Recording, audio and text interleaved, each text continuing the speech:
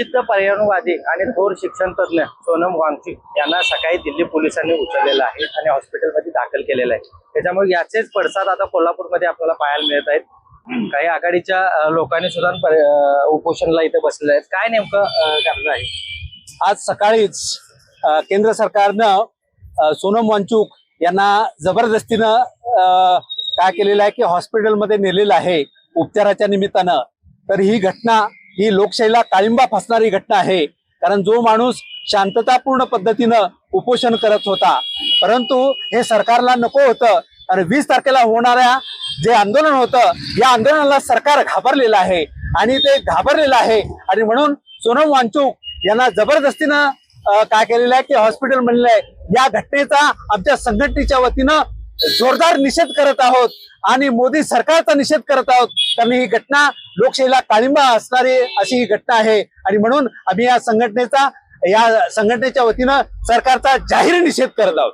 सरकारची कुठेतरी दडपशाही बघायला आपल्याला मिळते।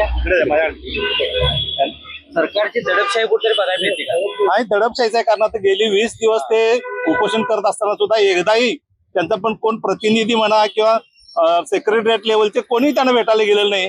परंतु अभिजित दिपकेने 2 दिवसापूर्वी एक आवाहन केलं होतं की कोणत्याही परिस्थितीत आम्ही 20 तारखेला संसदेवर धडक देणार आणि त्यामुळं कदाचित त्या सरकारला आता सोमवारची मोठी चिंता लागल्यामुळंच आज त्यांनी त्यांना सोनम वांगचुक यांना स्थानबद्ध केलेलं आहे आणि काही विद्यार्थ्यांना त्यांनी तिथून हाकलून लावायचा प्रयत्न केला की जेणेकरून त्यांचं जे लोकशाही मार्गाने घटनेला धरून जे काही आंदोलन चालू होतं ते त्यांनी मोडण्याचा प्रयत्न केलेला आहे।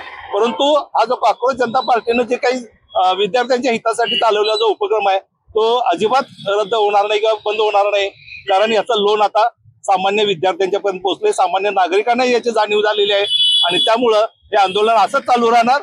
आणि ज्या सरकारनं यांना बोलायला सुद्धा ज्यांना वेळ नव्हती त्यांना आज 31व्या दिवशी कशी काय आठवण झाली, तर 20 तारखेचा मोर्चा जो संसदेवर येणार होता यामुळे कदाचित त्यांची नाटके झाली असती आणि केवळ त्यामुळं त्यांनी आज त्यांना दोघांना स्थानबद्ध केलेलं आहे आणि विद्यार्थ्यांना हाकलून लावायचा प्रयत्न केला। या गोष्टीचा मी अतिशय महाराष्ट्र बहुजन आघाडीच्या वतीनं निषेध करतो। कुठेतरी धर्मेंद्र प्रधान यांना पाठीशी घातलं असं वाटतंय। आजचा लढा हा केवळ सोनम वांगचुक यापुढे मर्यादित राहिलेला आहे, पण अशा हजारो लोक खऱ्या अर्थानं देवसेवेत दबलेले आहेत, ज्यांचा आवाज खऱ्या अर्थानं सामान्य जनतेचा हा गळा घोटण्याचं जो काम आहे, एक नीच कृत्य खऱ्या अर्थानं प्रस्थापित सरकार होते।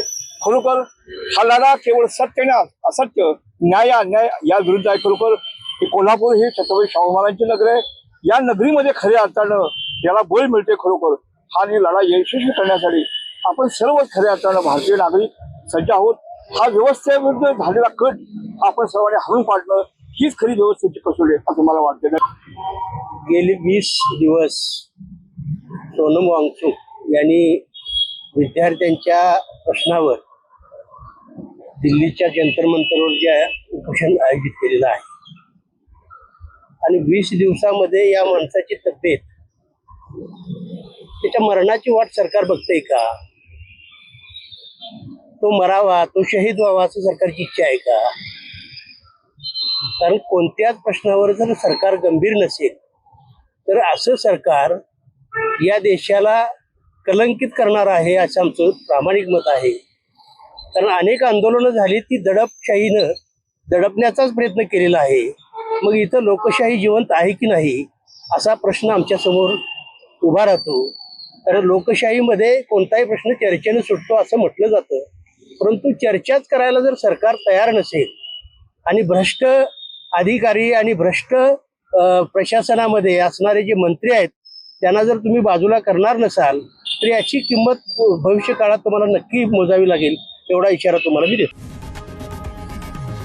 लोकशाही मराठी ऐका, पहा, जागरूक रहा।